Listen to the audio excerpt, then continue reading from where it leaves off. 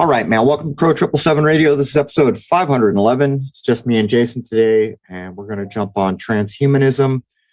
You know, I'm beginning to notice, well, here's an example. Like a hernia is a pretty common thing. And when you go these days to get a hernia dealt with, it's nearly impossible to get the issue just sewed up like it was maybe in the 50s or the 60s. They used to just tuck everything back in, depending on the type of hernia, but the most common types, and they would sew it up. Now what they do is they use a mesh. What's interesting about that is that there are tons of lawsuits about the mesh. When you get one, they'll tell you things like only 1 in 300 fail, and this is much superior to the old way we used to do it. And I know firsthand from people I know that said, I don't want the mesh. And they said, we don't have any surgeons here that can do it the old way. You're getting the mesh. The point is that they're really pushing hard on this thing, and they've taken the option off the table that was here forever. To me, this is a cue up towards transhumanism.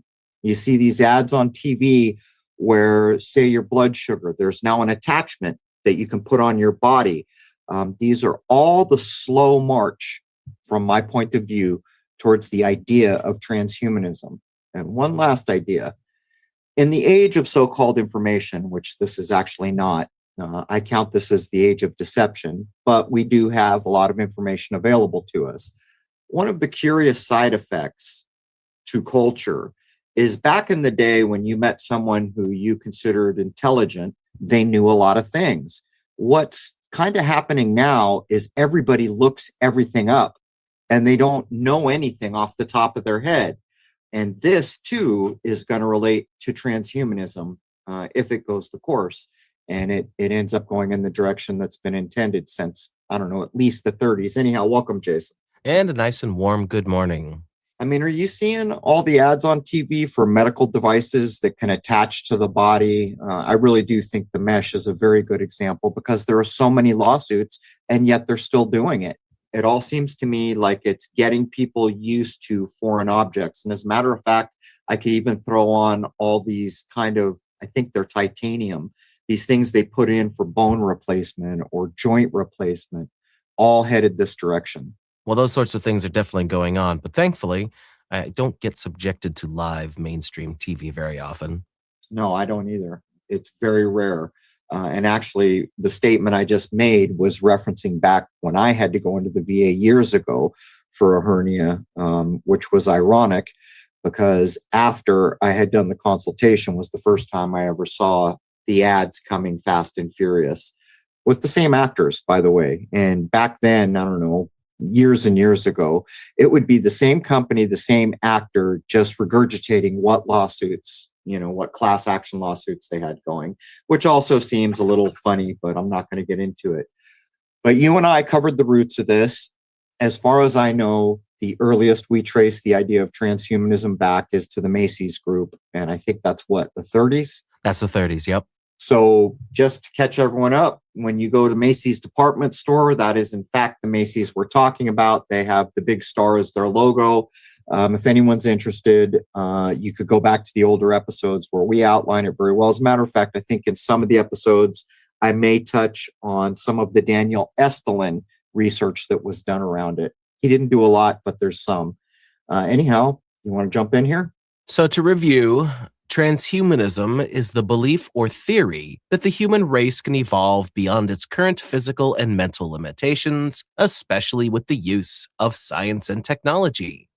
Transhumanist thinkers study the potential benefits and potential dangers of emerging technologies that could overcome fundamental human limitations, as well as the ethics involved of using such technologies.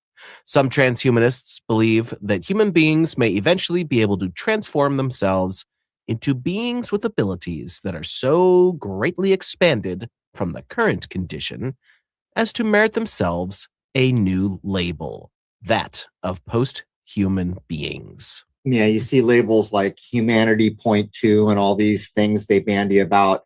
But what's interesting, if you begin to think about what would actually be going on, I guess we get the idea. So you'd have a computer on you or in you that you could access instantly. And if you think about that, how much of that information would be man-made information and how much of that information would be more truthfully pulled from nature? as an example.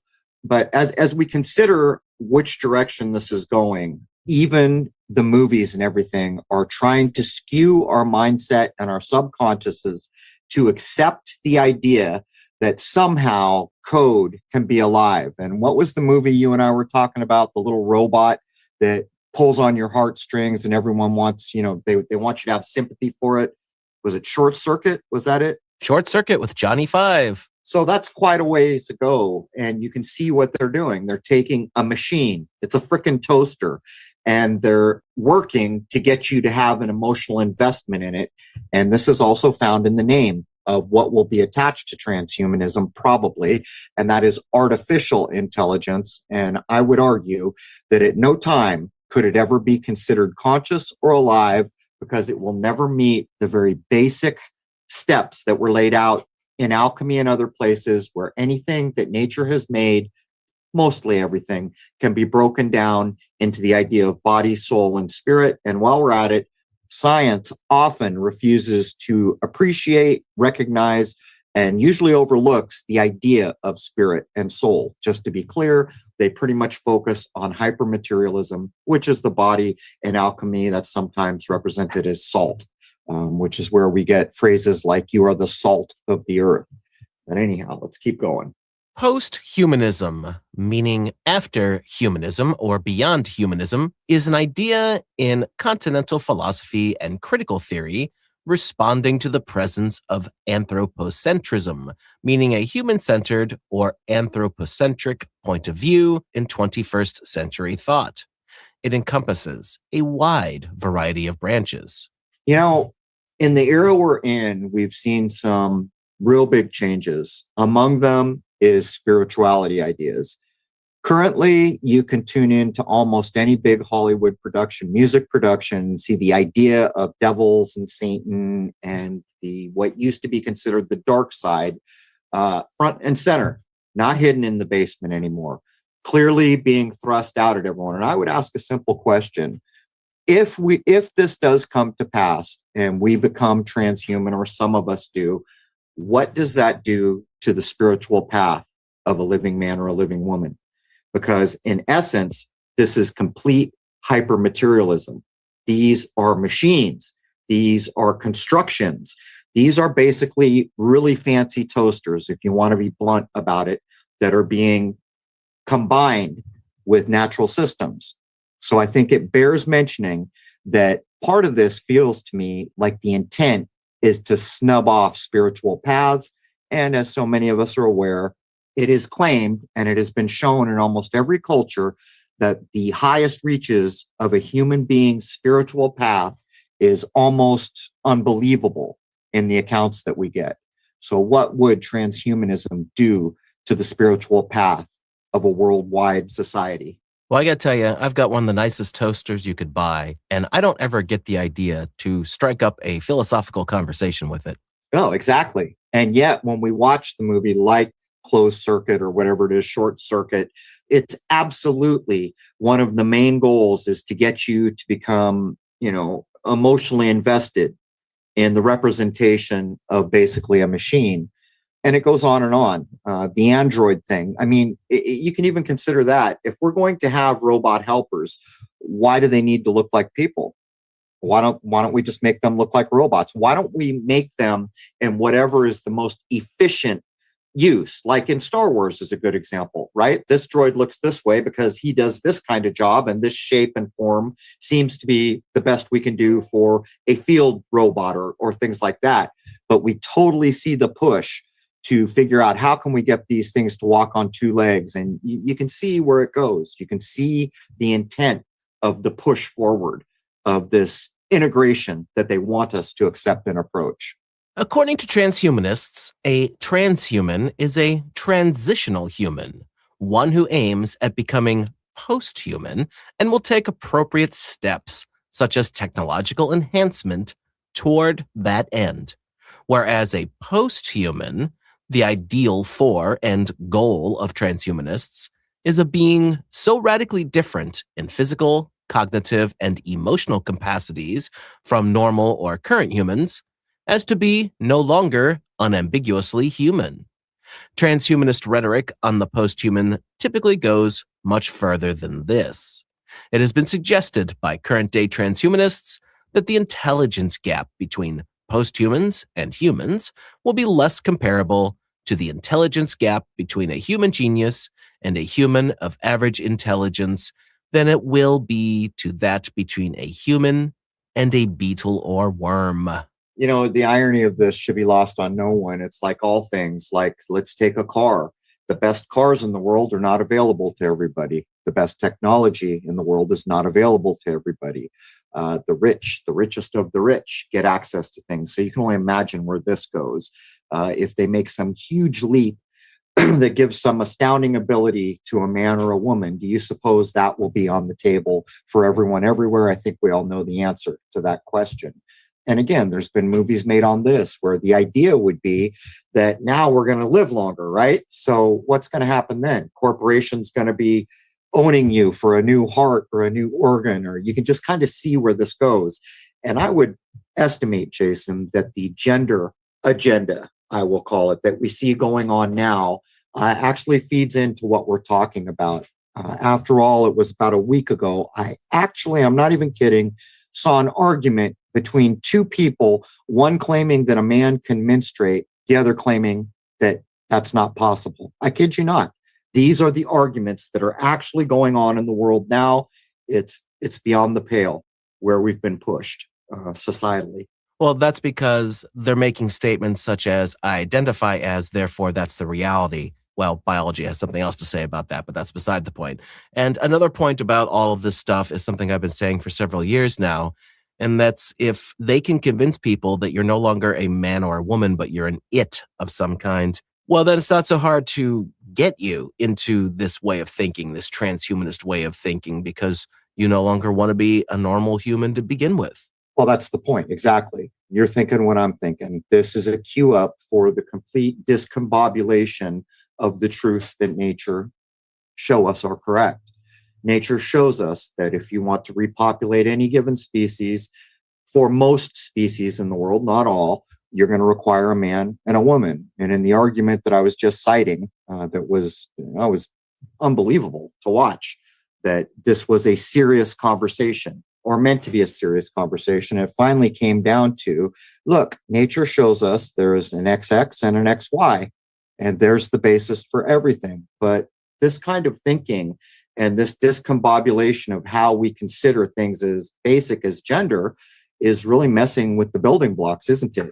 If you had a whole generation of people who became off balance and could no longer recognize what it takes to repopulate, where are we then? And I think really that's part of the goal.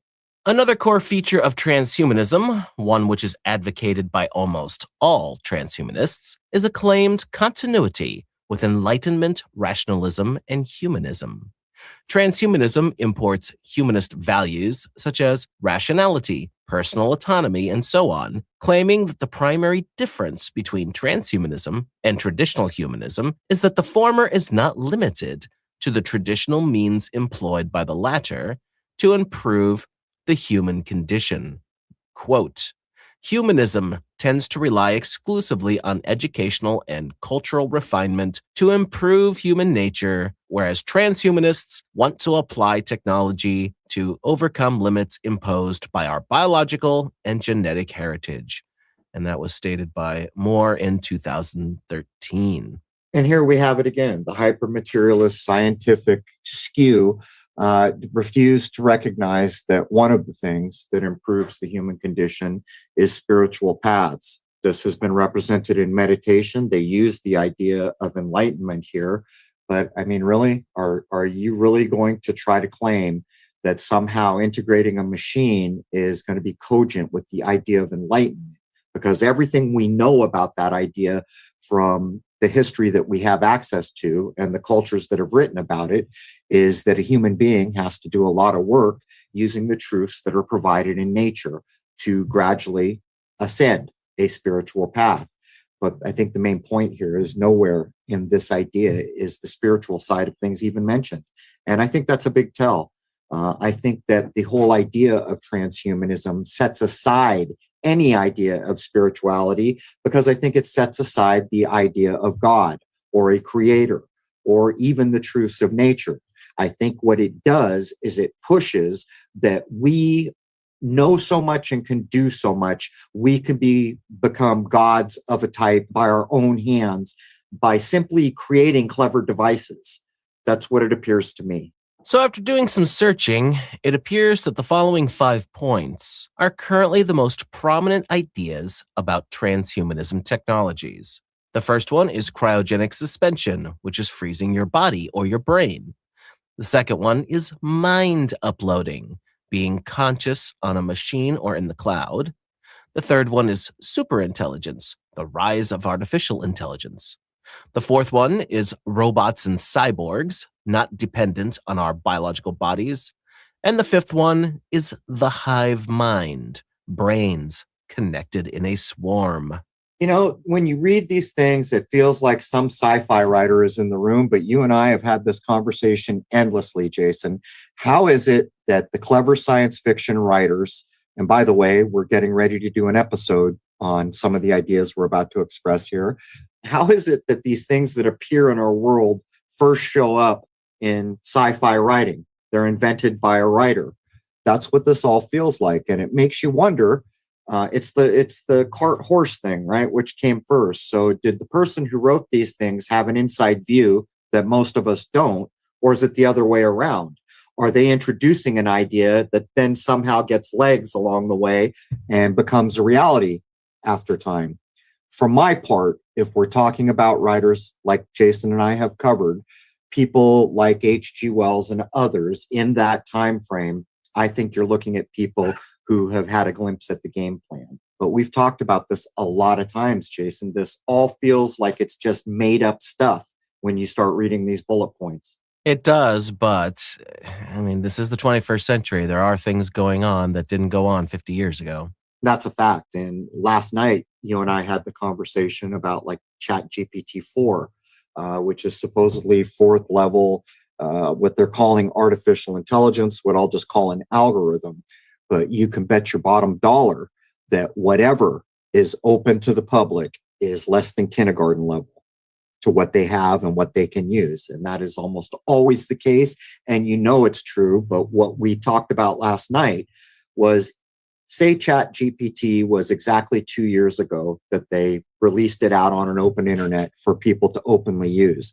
Every second of every day, algorithms were doing what they do. They call it learning, but they're improving what they do. So in essence, if this is all correct, the algorithm that was released 2 years ago is not, nor does it have the same capabilities as the algorithm that is supposedly the same thing that is running out in the world now. And this echoes about a thing that nature shows us. Now, I'm not thrilled with the word evolution because of what's been done with it. But if I say the word evolution, people know what I'm getting at.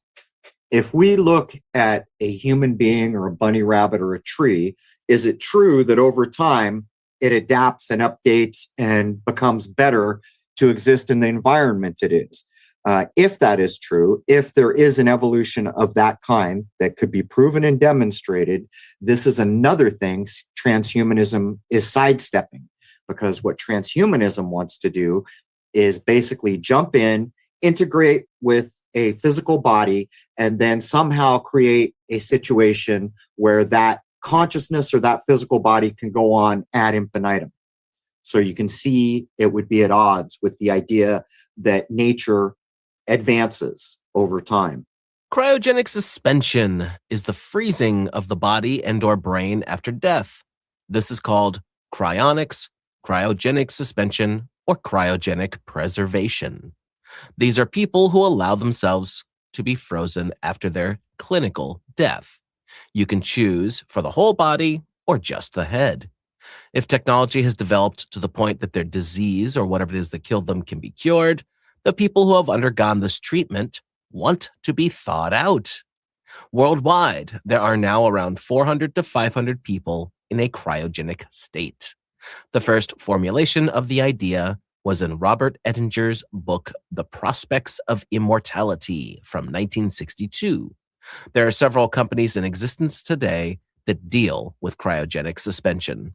Jason, can you imagine if this actually was possible and 300 years from now, they go get some frozen brain from the 50s or the 70s and they bring them back awake and they're conscious again? Think they're going to be happy with what they see? This is the old, this reflects the old statement I always take from the Book of Samurai about how important it is to make the most of each generation. But that statement opens with most generations get a sense of nostalgia at some point where they wish they could roll the clock back to a previous time that seemed like it was better. You and I had this conversation last night. I'll ask everyone listening. If someone gave you the opportunity right now to extend your life, let's just say in the neighborhood of 100 years, would you accept? For me, I'm not interested. I thought it through very carefully. And there are things that Jason and I are aware of, by the way, that brought up this conversation. But think about it and think carefully about each aspect and all the things that could happen. And then consider the question, if I could give you a magic vial and you would drink it and it would certainly extend your lifespan for 100 years, barring an accident or something like that that might kill you, would you do it? With the assessment that I have made, I'm good. I'm all set the way I am. What about you, Jason? Would you drink the vial? Get another 100 years?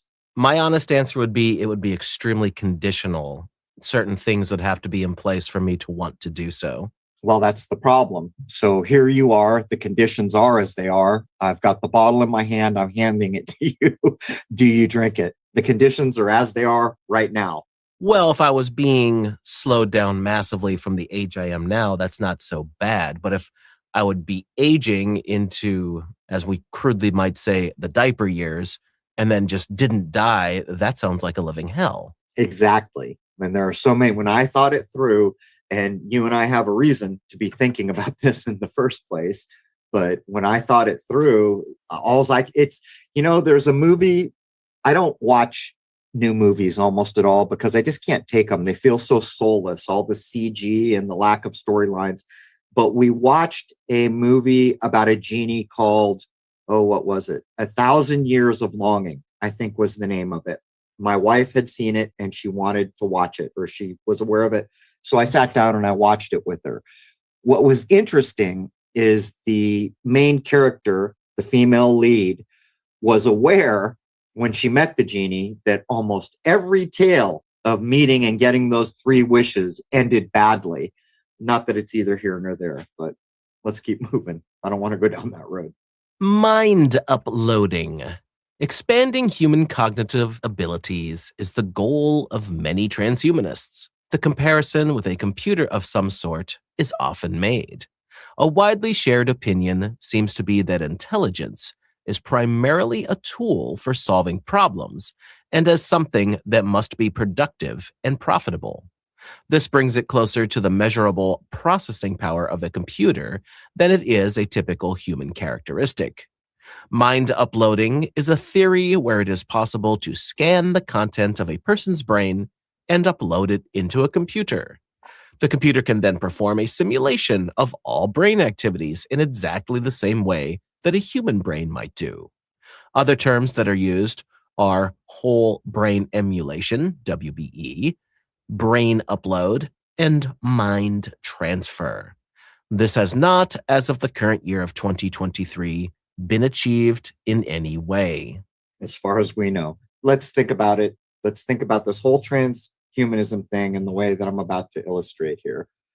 Almost every spiritual path that talks about accelerating your life through spiritual means, or the idea of enlightenment, everyone's aware, activation of the third eye, all the parts and pieces, everyone's aware. The main premise or the difference between someone who's not very spiritually advanced and someone who is, it is often cited, is that this is an illusory world. In other words, we have a veil cast over our abilities when we're born in a 3D material reality, and this veil prevents us from knowing the illusion or recognizing the illusion. It is further stated in many traditions in different ways that part of what we're doing here is school. There's no right, no wrong in some of these ideas. And although we know there is right and wrong, but in the grander scope of why are we here, the idea is there's no right, no wrong. You're going to make mistakes, but each of those mistakes, you're going to do it again and again and again and again until you figure it out and get it right and pass that individual test. Now, to come back to the illusion idea, what does if any of that is true, what does transhumanism do but keep you frozen with more basically, I don't know, information abilities, processing information, but still firmly stuck in the illusion and even prolonging your life in an illusion with no possible path that I can see in the technical side of things to somehow pass all your tests, to spiritually advance, and to grow out of the 3D material illusion. Most transhumanists, or at least a very large amount of them, are atheists. So in their minds, they don't want to die. They think that once you die, that's it. Lights out, gone, nothing exists afterward. So they're just trying to be immortal. That's a good point, Jason, because if that's true, and the people who started this movement and the people who try to take it up to fruition, then that would be a little bit like the intents, concerns, wants, dislikes, likes of the coder putting what he likes, wants, and thinks is correct into code that then you're bound to use because there's no option. So yeah, it's a hell of a thing. To me, the transhumanism thing is a little bit like the bottle I just talked about. I'm not interested. Superintelligence. There is no consensus on the concept of technological singularity. Sometimes it is seen as a religious prediction, and at other times as a technological inevitability. A singularity is an unusual occurrence, something where the normal rules or laws are no longer valid or can no longer be applied. Technological singularity was first described by the science fiction author Vernor Vinge in 1993. A similar concept was supposed to have been mentioned earlier by physicist John von Neumann in the 1950s. Around 1994, Frank Tipler formulated what he called the omega point. He claims that this is a future expectation in which intelligent life takes over all matter in the universe, leading to a cosmological singularity. And this will, according to him, enable future societies to bring the dead back to life. From 2001, Ray Kurzweil drew attention to the concept in various articles and books, including one with the title, "The Singularity is Near." As a predictor of the technological future, Kurzweil relies primarily on the so-called law of increasing revenues. According to this vision, technology follows the same exponential development as a financial investment with interest on interest. Oh, my word. If we were to ask a simple question here, and let's just take the last 20 years, what has technology done to culture and societies? On the whole, has it been a net gain? Is it a little of both? Has it been a net loss?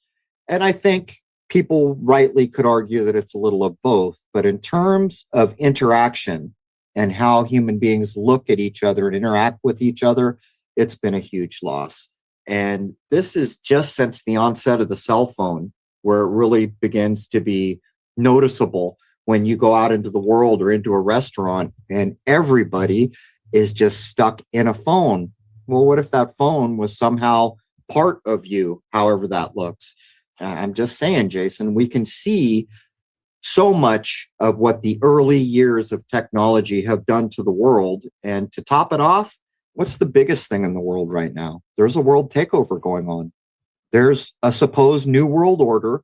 Treaties were just ratified. I think they go into force in a year with, the UN or the WHO, whatever it is, where almost every nation in the world has given a corporation the power to not only declare when it's a pandemic, but everything that has to happen because there was a pandemic. So you can kind of see what technology has done, because it will not be armies that enforce this kind of activity if it moves forward and is successful. Technology will be the enforcer. It will be the watchdog. It will be the digital fence. It'll be all these things. And here we are talking about combining it with our actual being. And by the way, do you have any idea what this even actually looks like, Jason? I mean, is it like a computer chip in your head, or is it like your limbs are robotic? And, do you have any idea what their actual intention looks like? As far as the superintelligence concept, or all of it? The transhumanism idea in general, is it that we replace parts of the body? Is it simply a chip in the head to make us more computer-like, or is it all of the above? All of the above. Some of them just want superhuman capabilities, like replacing limbs with superior capable, like cybernetic arms and legs and things like that, or maybe replacing organs with very, very good ones that wouldn't fail like they might be experiencing in life. The whole $6 million man kind of concept where they're basically a superhero.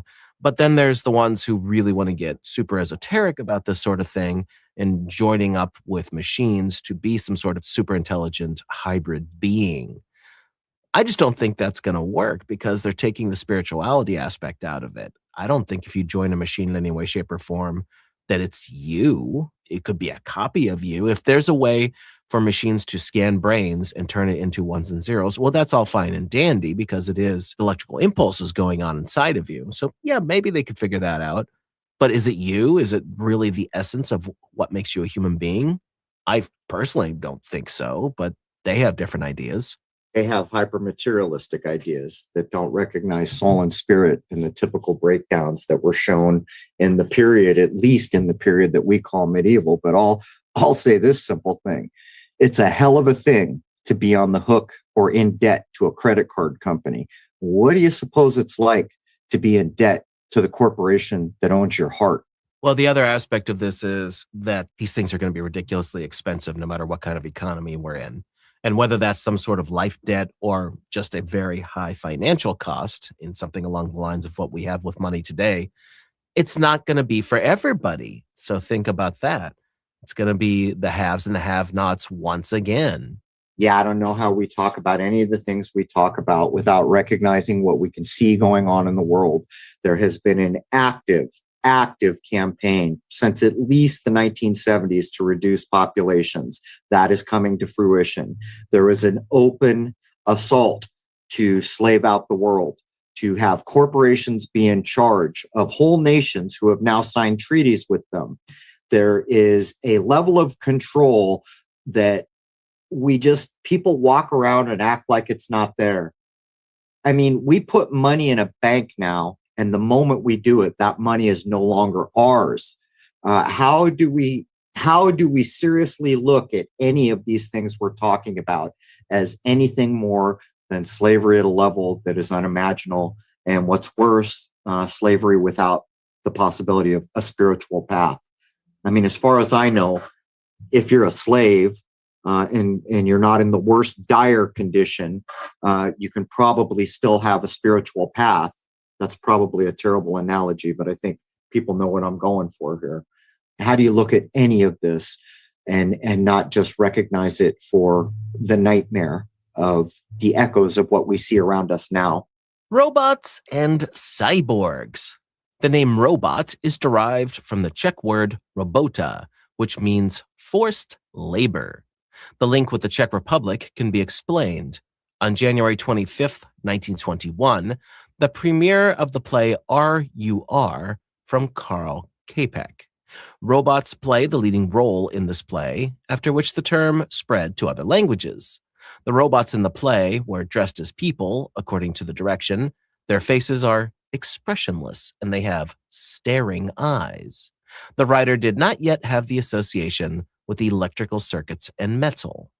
The development of robots is particularly interesting in the military-industrial complex. For example, DARPA has organized the Robotics Challenge for many years. DARPA is an abbreviation for Defense Advanced Research Projects Agency. As a division of the Pentagon, DARPA is responsible for the development of new technology for military purposes.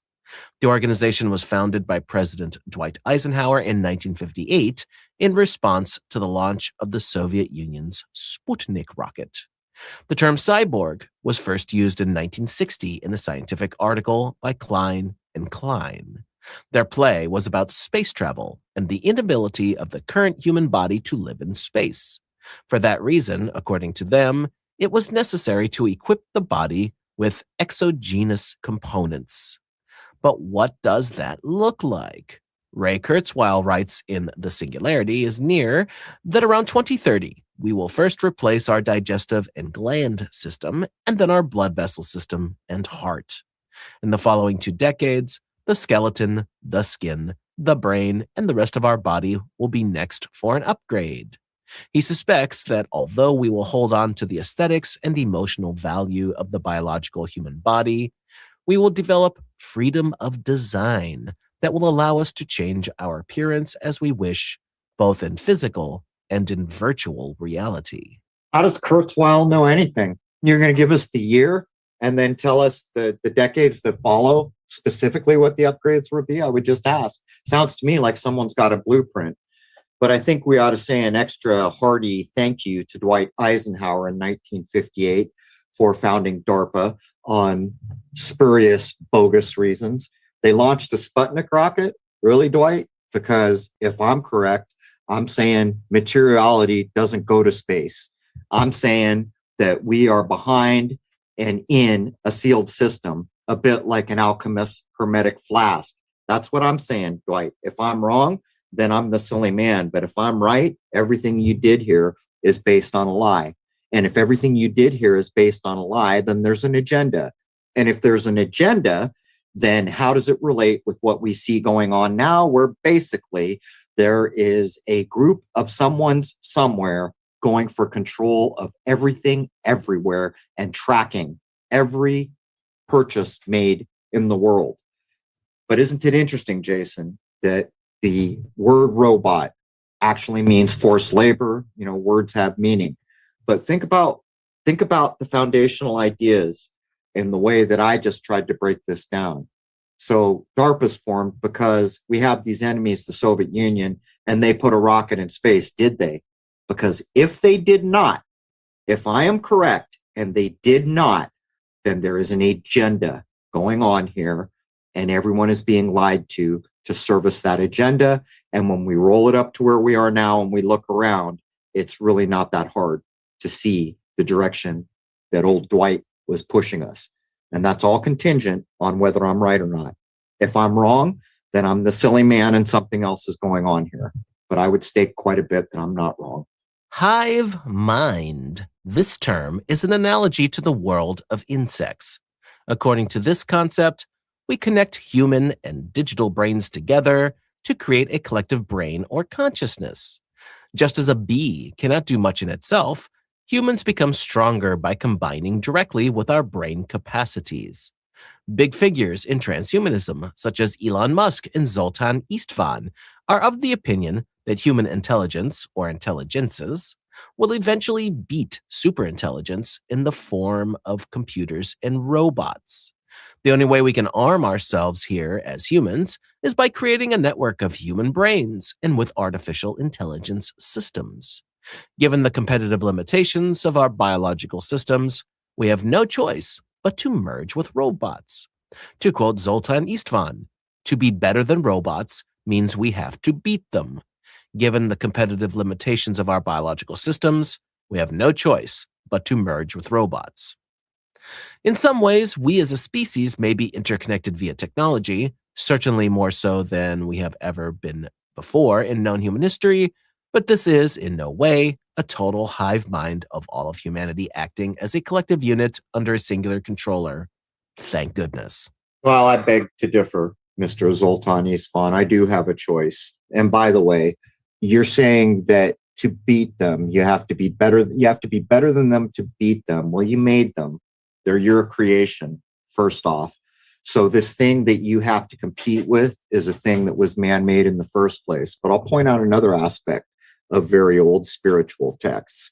There is a hint that at the highest reaches of a human being's spiritual path, maybe akin to enlightenment or other things that might say, is that that individual begins to know everything everywhere all the time. So let's see a robot do that, if that's correct. But coming back around, they opened up by minimizing the truths that we find in nature, and they did it by diminishing bees. Bees are remarkable. Bees are remarkable for a lot of different reasons. From our Derek Condit episode, we were told that it is possible, while science takes a bumblebee and says this shouldn't be able to fly, which is ridiculous on the face of it. Why would you make a statement? I can see that the bumblebee is flying. So why do you come along and say it shouldn't be able to? What you're actually saying is that you can't comprehend why it can fly. And since you made these rules that don't jive with why it can fly, there's a problem. The only problem is the science that is making the statement, this shouldn't be able to happen, when in fact you're witnessing it happen. But in that flight, we have been told by more than one person, it may be the vibrational rate that is making that shape and that creature weightless. To get back to the point, I think I referenced once a long time ago, there's a few clips of these giant hornets. I think they're Japanese, attacking a beehive, and it is carnage. There is seemingly no hope for the bees. This giant armored thing that can't be stung or bit by the bees is just ripping them apart. There are hundreds and hundreds of them laying on the ground. And then a strange thing happens. The whole demeanor of the beehive changes. And why is that? That is because the queen has put out a command. You get what I'm saying? They just referenced the hive mind. So basically, if what we know of bees is correct, the queen said, well, first of all, the queen was aware we are in serious trouble here.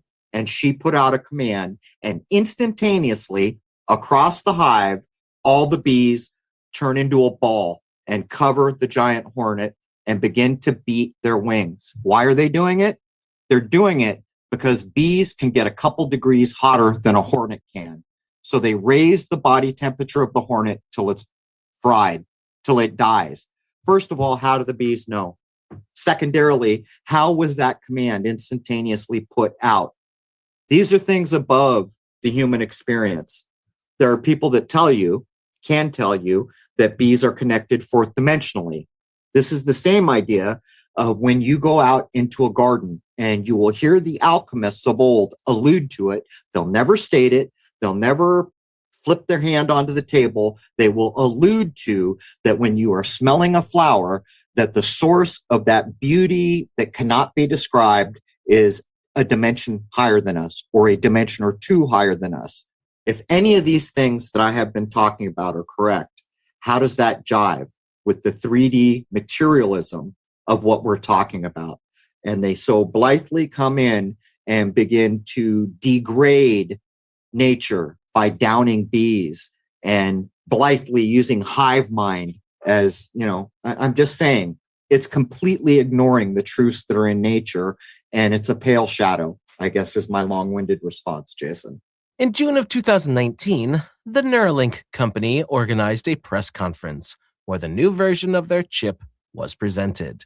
The purpose of this chip is to read brain signals and to send them out of the brain, read and write in computer language. For this, around 1,024 small wires are linked to a chip, the so-called N1 from Neuralink. The company uses an advanced surgical robot to prick the tiny wires in the skull to the right neurons without hitting blood vessels in the brain. So far, they have introduced the chip to 19 rats with a success rate of 87%. Each chip can analyze and send 200 megabytes per second. With a total of 10 chips, that means 2 gigabytes per second. The chips are connected via Bluetooth to a smartphone or other device. From 2020, the company wants to do the first experiments on human patients. The ultimate goal is not medical. Elon Musk has often stated that the only way we as humans do not become irrelevant to artificial intelligence is to merge with machines. Again, I beg to differ to the mascot called Elon Musk. I don't know about you, Jason, but I can't wait to be one of those rats. I can't wait to get one of those put in my mind. But with what we see in the world, within the next year, it is quite possible, or two, that money will be something very different. if they get their CBDC or other forms of digital money, every transaction everywhere will be programmable but tracked. So what can we say of this device? They're not going to be happy until even your thoughts are no longer private. I think it's obvious on the face of it, the dangers of what something like this would do to humanity. Literally getting to a point where it's not enough that we control where you go, what you buy, know what you buy, allow what you can buy. We know everything about you because the Internet of Things is tracking your toaster and your tennis shoes and every other damn thing that we can track. But now we want to know what you're thinking. And for the final point for hour one, the next article is from Reuters, March 23rd, 2023. U.S. regulators rejected Elon Musk's bid to test brain chips in humans, citing safety risks. Elon Musk has said his brain implant company, Neuralink, will make the paralyzed walk, the blind see, and eventually turn people into cyborgs. But the firm still struggles to secure clinical trial approval for the relatively modest goal of helping disabled people type. On at least 4 occasions since 2019, Elon Musk has predicted that his medical device company, Neuralink, would soon start human trials of a revolutionary brain implant to treat intractable conditions such as paralysis and blindness. Yet the company, founded in 2016, didn't seek permission from the U.S. Food and Drug Administration until early 2022, and the agency rejected the application. 7 current and former employees told Reuters. The rejection has not been previously reported. In explaining the decision to Neuralink, the agency outlined dozens of issues the company must address before human testing, a critical milestone on the path to final product approval, the staffers said. The agency's major safety concerns involved the device's lithium battery, the potential for the implant's tiny wires to migrate to other areas of the brain, and questions over whether and how the device can be removed without damaging brain tissue, the employees said. A year after the rejection, Neuralink is still working through the agency's concerns. 3 staffers said they were skeptical the company could quickly resolve the issues, despite Musk's latest prediction at a November 30th presentation that the company would secure FDA human trial approval this spring. Neuralink has not disclosed details of its trial application, the FDA's rejection, or the extent of the agency's concerns. As a private company, it is not required to disclose such regulatory interactions to investors. During the hours-long November presentation, Musk said the company had submitted most of our paperwork to the agency without specifying any formal application, and Neuralink officials acknowledged the FDA had asked safety questions in what they characterized as an ongoing conversation. All right. I view everything that you just read as no different than the description that I wrote for the tax episode we did with Alphonse, which is playing this morning as we record this. Basically, what we know now is the Beatles were a construct. They were a Tavistockian construct. In other words, they were put there to socially engineer. The words in the word taxman, which I included in the description, are what they wanted blasted out to hundreds of millions of minds in the world. That's what Elon Musk is.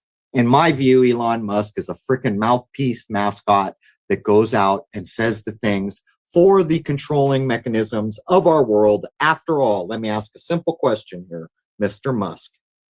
How is it that you are the arbiter of the future of cars, the future of space, the future of computing, the future of AI, the future of medicine, the future of transhumanism? It's like, why do we need any other company in the world? Because we have Elon Musk.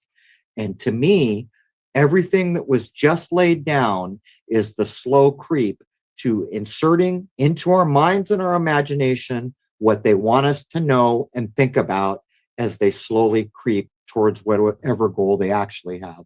I mean, am I alone here? Is there anyone else in the room who doesn't have a problem with the Herculean role that old Elon Musk plays in our world? By the way, Jason, remember that old text on Mars? Was it Asimov? Was it one of the Asimov things No. The governor of the colony of Mars' name was Elon. The Elon was the name of the title, yeah. Yeah, they're playing from a script here. This is all programming. In the same way, if you go back to the Alphonse episode, which is 510, and look at my description, I made the joke in the title, 1 for you, 19 for me, I'm the tax man. Well, there's your 9/11 encode in 1966. How? How did they know? And the last part I pulled was what they really want you to know. If you take a walk, I'll tax your feet. If you sit down, I'll tax your seat. If you get too cold, I'll tax your heat. The psychological introduction of ideas and words is actually what's at play here. And I know that's a little off point, but I just can't take too much more of hearing all the magical things that Elon Musk does. I don't know how you feel about the man, Jason. He's a mixed bag, that's for sure. I never know what to make of him. Sometimes he says some really good stuff, and sometimes he says some really crazy stuff. So I just take him as he comes, and no matter what he really is, he certainly is an influential player on the world stage. He feels like a mascot for the New World Order. To me, that's what it feels like. And this whole idea that, NASA somehow can't do space anymore, and we got to go hitch a ride over at Russia, and all this downgrading that's been going on for decades. What they're actually doing is they're privatizing. The new world ahead of us is going to be corporations controlling government. There are those who would call that fascism. And so what Elon represents, even if he's exactly who he says he is, and he's just the magical dude who's calling the shots for every aspect of modern life, what he actually is the future of the New World Order. Basically, corporations seeking to control everything. Anyhow, Jason, anything you want to add before we roll up hour one of 511? Well, there's a lot more to break out here. We're going through not just what transhumanism is now, from what I can gather from current news articles and such, but also where it is they want to take this stuff and how likely that seems to be. It seems to me, in closing for the first hour of episode 511, that it has been openly admitted by action, by intent, by everything, that there is a dark force loose on the face of the world. And it is openly trying to prevent human beings from executing their spiritual mandate. That's it. That's the game here. Everything we see, from my point of view, is to do anything they can to cap the abilities of a human being. And what we see done in the open now would have been hell to pay in the old days. Any kind of Satanistic or devil things, bandied about for children on stages 20 years ago, people would have lost their damn minds. This is becoming commonplace. Even the idea of what's the greatest of all time, well, that's a goat. It is all openly pushing I don't want to say a spiritual intent, it's a lack of spiritual intent. In the same way, there's a silly idea that what Satanism is the opposite of everything you find in the Bible. Oh, they got a cross, so we'll turn it upside down. It's this, I don't know, it's like the contrarian idea. But the point I'm making is that's what this is.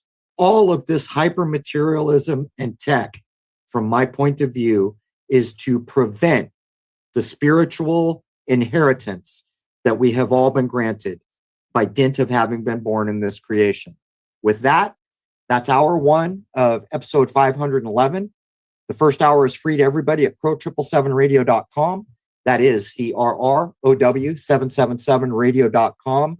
And members know to log in for the full 2 hour plus episode. They get access to the forums, to the comments under each episode, and to the movie Shoot the Moon, which is 2 hours long. It's won a number of awards and has some astounding footage shot through high-end optical gear. With that, I hope to see you on the other side. We've got a lot more to cover here. And over the next 1 or 2 years, this is going to be a front row seat to the biggest game in known memory, I would suspect. Anyhow, I'd like to wish you all a happy, healthy, and higher-minded new era. There it is, man. Cheers.